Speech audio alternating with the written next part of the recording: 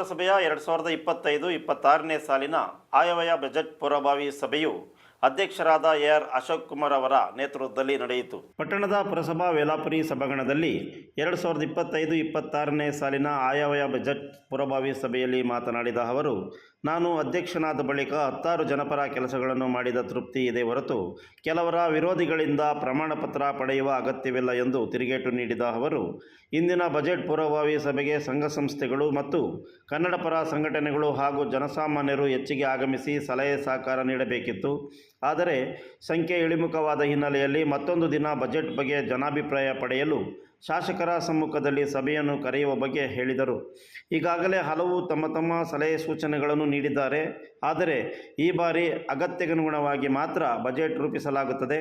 ಪಟ್ಟಣಕ್ಕೆ ದಿನದ 24 ಗಂಟೆ ಕುಡಿಯುವ ನೀರಿನ ಸೌಲಭ್ಯ, ಒಳಚರಂಡಿ ಯೋಜನೆ, ಈಜುಕೊಳ, ಕಲಾಮಂದಿರ, ಪುರಸಭಾ ವ್ಯಾಪ್ತಿ ಗುರುತಿಸುವುದು, ತೆರಿಗೆ ವಂಚಿತರಿಂದ ವಸೂಲಾತಿ, ಹೈಟೆಕ್ ಶೌಚಾಲಯ ನಿರ್ಮಾಣ, ಪ್ರವಾಸಿಗರಿಗೆ ಅಗತ್ಯ ಮೂಲಭೂತ ಸೌಲಭ್ಯ, ಸ್ವಾಗತ ಕಮಾನು ನಿರ್ಮಾಣ, ಬಡಾವಣೆಗಳಿಗೆ ನಾಮಫಲಕ ಅಳವಡಿಕೆ, ರಸ್ತೆ ವಿಸ್ತರಣೆ ಹೀಗೆ ನಾನಾ ಯೋಜನೆಗಳಿಗೆ ಬಗ್ಗೆ ಬಜೆಟ್ ರೂಪಿಸಲಾಗುತ್ತದೆ ಎಂದರು.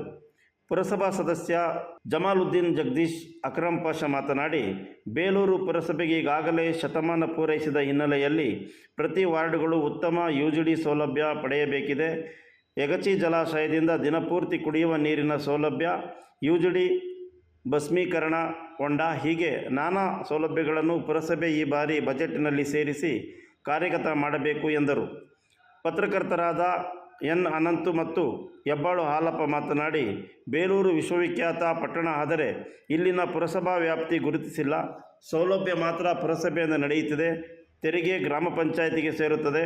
ಕಲಾವಿದರ ಪ್ರೋತ್ಸಾಹದ ಹಿನ್ನೆಲೆಯಲ್ಲಿ ಕಲಾಮಂದಿರ, ಕ್ರೀಡಾಪಟುಗಳ ಉತ್ತೇಜನದಿಂದ ಕ್ರೀಡಾಂಗಣ, ಬಹುಮಹಡಿ ಕಟ್ಟಡಗಳಿಗೆ ಕಡಿವಾಣ, ತೆರಿಗೆ ವಂಚನೆ, ಮುಖ್ಯ ರಸ್ತೆ ಅಂಗಡಿ ಮಾಲೀಕರಿಂದ ಫುಟ್ಪಾತ್ ಆಕ್ರಮಣ ಈ ಬಗ್ಗೆ ಪುರಸಭೆ ಗಮನ ನೀಡಬೇಕು ಎಂದರು.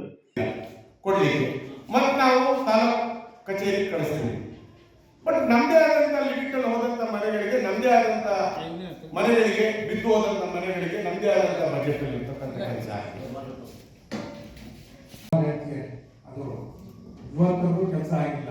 ಆ ಕೆಲಸನ ನಾವು ಕೈಗೊಂಡು ಆ ಕೆಲಸ ಮಾಡಿಸ್ಕೊಡ್ತೀವಿ ಅಂತ ಹೇಳ್ಬಿಟ್ಟು ಜಮಾಲುದ್ದೀನ್ರಿಗೆ ಈ ಒಂದು ಸಂದರ್ಭದಲ್ಲಿ ಬಗ್ಗೆ ನಮ್ಮ ಪ್ರಪಂಚದಲ್ಲಿ ಬರ್ತಕ್ಕಂಥ ಎಲ್ಲ ವಿದೇಶದಿಂದ ಬಂದು ಈ ಸಂದರ್ಭದಲ್ಲಿ ಪುರಸಭಾ ಉಪಾಧ್ಯಕ್ಷ ಸತೀಶ್, ಮುಖ್ಯಾಧಿಕಾರಿ ಸುಜಯ್ ಕುಮಾರ್ ಮತ್ತು ಪುರಸಭಾ ಸದಸ್ಯರು ಹಾಜರಿದ್ದರು.